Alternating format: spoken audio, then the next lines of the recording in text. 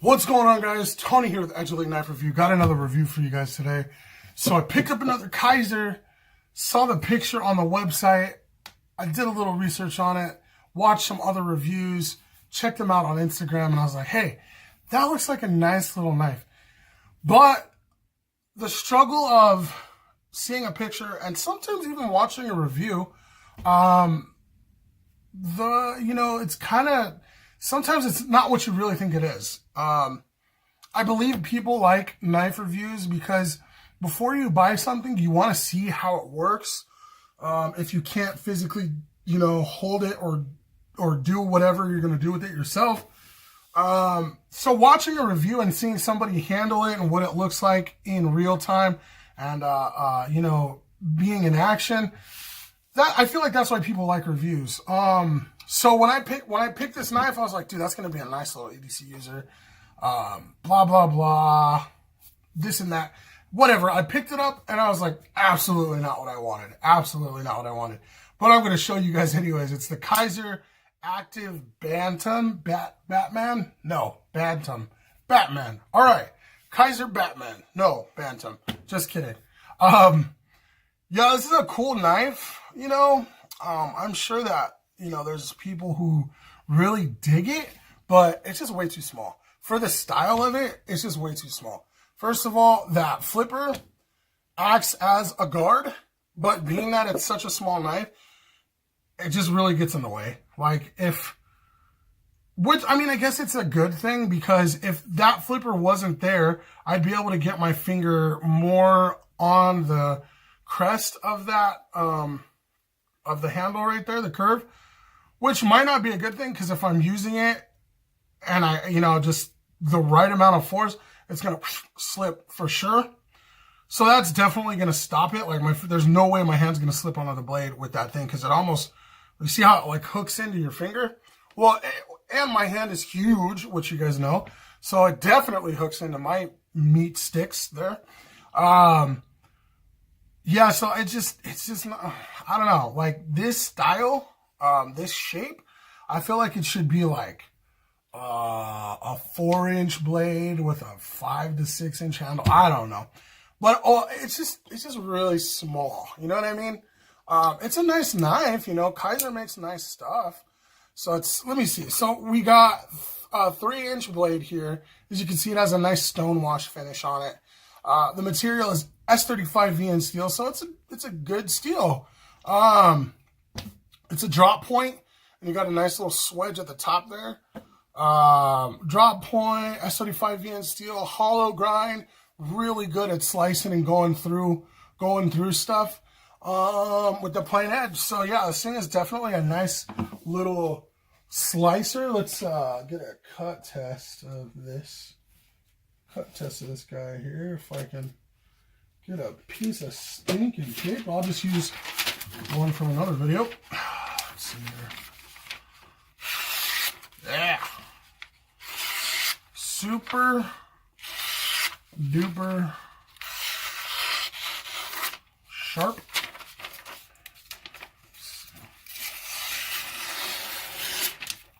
Yeah, super sharp. Comes with a really great factory edge. And yeah, styling is nice. You got titanium handle scales. They're nicely contoured, so they're not blocky. But the thing with KIZER is there's a million different versions of one knife. The one in the picture, the scales were flat. The scales were flat. The hardware was a little different. There was a over travel stop right here. So this is definitely a different version of the Bantam. And that's something you kind of got to watch out for with KIZER. I had that issue when I purchased the Nomad a couple months back. One of my absolute favorite knives ever, the KIZER Nomad, which I don't have anymore. So the picture on every website shows, the high satin finished blade, the Persian style blade with fully bead blasted titanium handle scales, which it would look a little bit like this. And when I got it, there's milling. The flat part of it was like a satin, so it was like, glossy almost. And then the edges were bead blasted flat, which I didn't like. It looked tacky. Another friend of mine who also loves the Nomad talked to me about it because he wanted to purchase one, and he was like, oh, like, is that the one you wanted? Blah, blah, blah, because there's different versions. And I was like, no, it's not. Long story short, what I'm trying to say is do your research when you're buying a KIZER, unless it's a brand new KIZER that's coming out. There's a bunch of different versions of all these KIZER knives. So if you're seeing a picture of one on the internet, like, Blade HQ or Knife Center, what I had to do was call them and be like, hey, your picture shows this, the description says this, but this is what I got. It's different. If I purchase it, can you please make sure I'm getting the right one? And most of them, Blade HQ was cool about it. Knife Center was cool about it. However, they didn't have that style anymore. So I don't know. I'm guessing it was an old style that, the pictures just need to be updated or whatnot. But anyways, just be aware when you're buying a KIZER that there's different versions. Okay, moving on. Titanium contoured handle scales. You got some, I don't think it's titanium hardware, but it's a really nice milled titanium pocket clip on this guy. It's a really nice pocket clip. It is tip up, right hand carry only. Sorry, lefties. Yep, that's how it rolls. Let's see. It is a frame lock, as you can see. Got some decent lock up there. And yeah, it's got a pretty big flipper on there. And like the orientation of the flipper, you gotta get your finger angled just right to activate it, because like you can't pull straight back on it too well. You have to like get it. I don't know how to explain it. You guys know what I'm talking about, right? You know what I'm talking about? Like, the placement of your finger and stuff.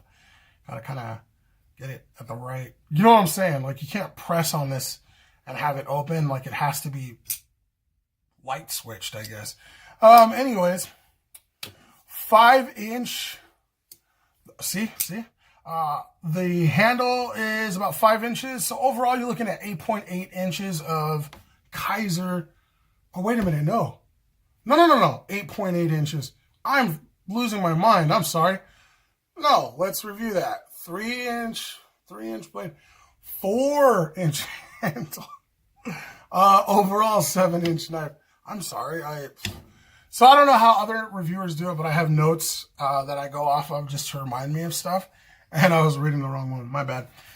So 7 inches overall on this guy. Titanium handles, titanium, blah, blah, blah, blah. Okay, 3.10 ounce knife overall. Super lightweight, super duper lightweight. Yeah, and that's all the official stats on this guy. You got the thumb studs, also dual thumb stud opener, which those are just poorly placed in my opinion. Let me see. It's not comfortable to open it by the thumb studs at all. I'd recommend flipper all the way on this guy if you guys do pick one up. I mean, it's a nice knife, somebody else with a lot smaller hands, with small hands, will definitely like this knife. Even medium-sized hands, this is going to be really small, I feel. But yeah, for small hands, this is definitely going to be a nice little EDC user. It is a nice blade shape. It kind of reminds me, the blade actually reminds me of a Kershaw Cryo. And I don't have one anymore. But yeah, it definitely, the blade almost looks just like a Kershaw Cryo, I think, from what I remember. Let me know in the comments below if I'm tripping on that, but I'm pretty sure it looks just like that. Anyways, if you have small hands, pick one up. I don't see why not, Definitely a cool little knife. Yeah, so that is the Active Bantam from KIZER. Thanks for watching, guys. Drop a comment down below. Let me know what you thought about the knife in the review. If you haven't subscribed yet, go ahead and hit this like button I'm going to leave right here. I'll leave another video up here for you guys to check out, another review of another knife. And as always, guys, thanks for watching.